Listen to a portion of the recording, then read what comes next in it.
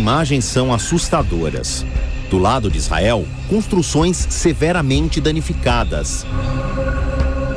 Do lado palestino, prédios desabando.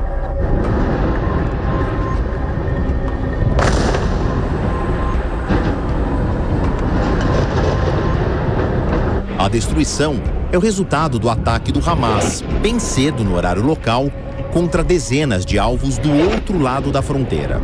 Muitas bombas foram bloqueadas pelo sistema antimísseis de Israel.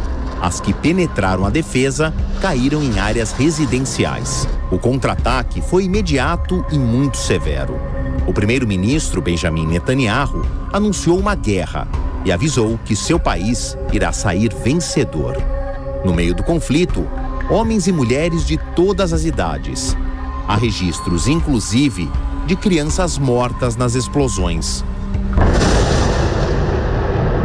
A imprensa israelense cita falhas dos serviços de inteligência.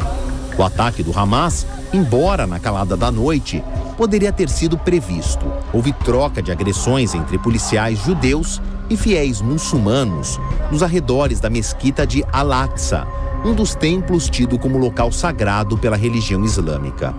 Tanto que o ataque foi batizado pelo Hamas como Al-Aqsa, em referência à mesquita. De fato, estes episódios de desentendimento acontecem em Jerusalém de tempos em tempos. Mas o que poderia ter chamado a atenção dos observadores israelenses foram as recentes movimentações militares do Hamas na faixa de Gaza, perto da fronteira de Israel. O governo de Netanyahu ainda está sendo criticado pela hipótese de não ter dado a devida atenção à data.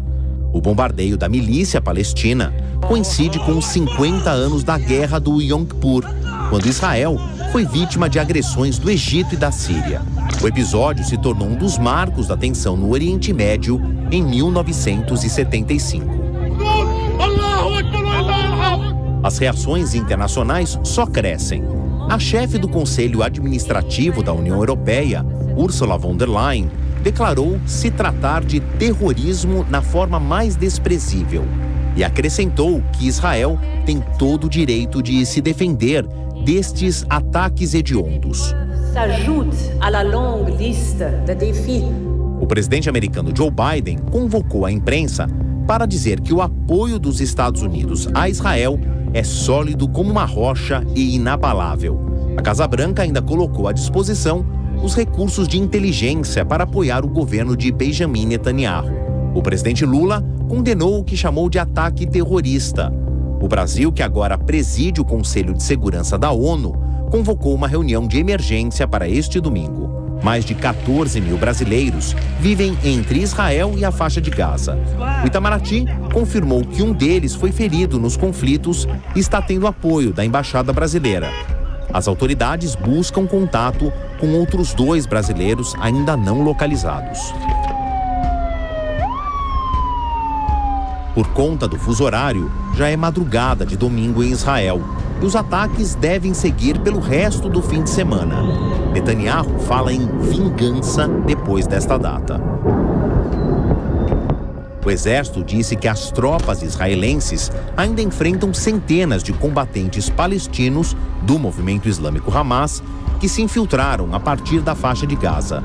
Ainda segundo fontes oficiais de Jerusalém, confrontos acontecem em 22 locais.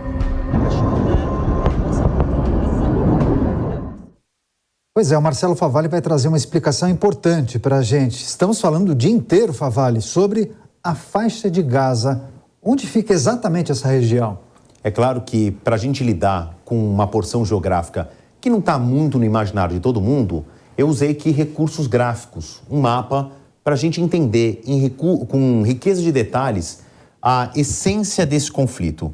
Então toda essa área aqui é o território de Israel, que é dividido com outros vizinhos, nesse caso uma parte hostil, que é o braço armado do Hamas dentro da faixa de Gaza. Então vamos lá. Toda essa faixa aqui esbranquiçada é Israel.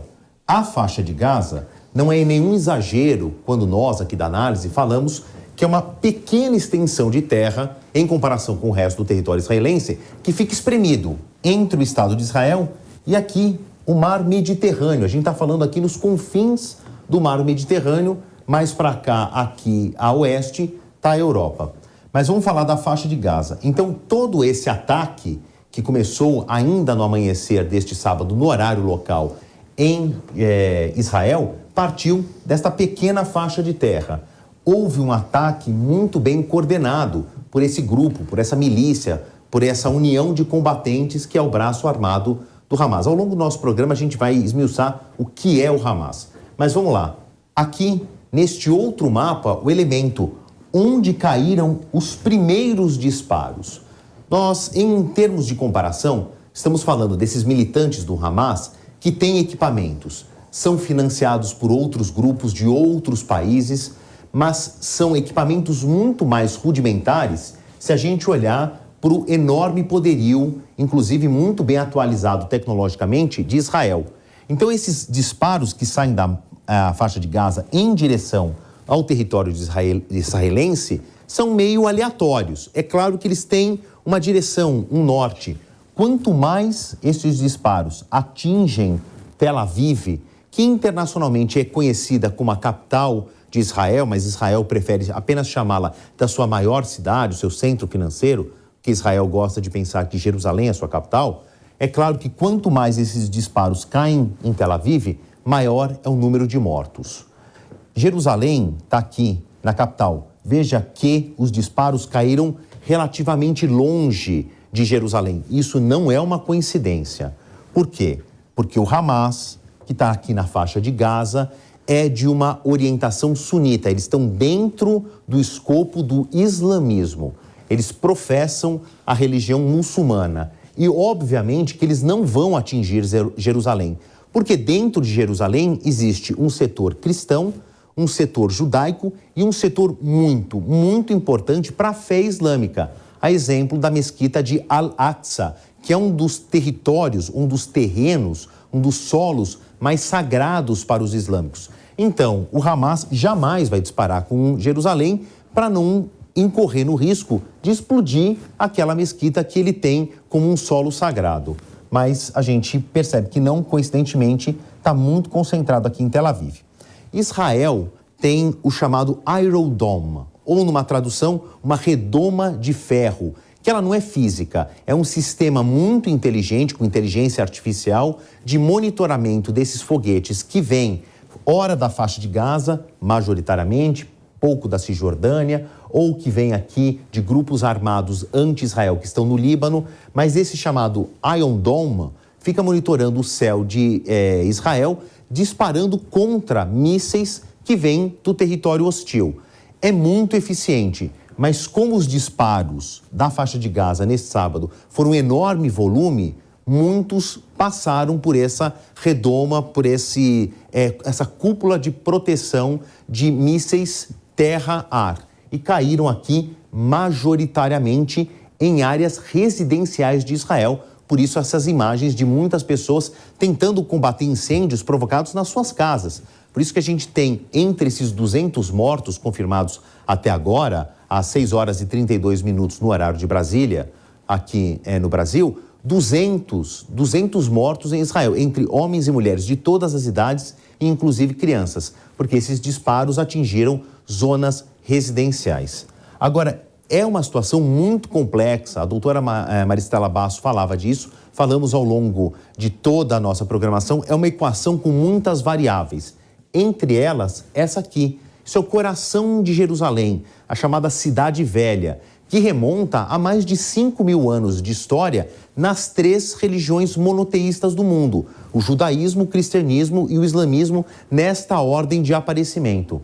Então a gente está falando aqui na parte velha, no coração turístico e de fé, de religião de Jerusalém, onde existe o bairro muçulmano, a esplanada das mesquitas, que é muito importante para a comunidade judaica, o bairro judeu, e aqui, ó, encostadinho um no outro, o bairro muçulmano, a mesquita de Al-Aqsa, que eu estou falando, e a esplanada das mesquitas. E para cá tem o bairro cristão e o bairro armênio. E os armênios, ora, parte, professa o cristianismo e parte professa o judaísmo. Então nós estamos falando de um local muito complexo. Esse mapa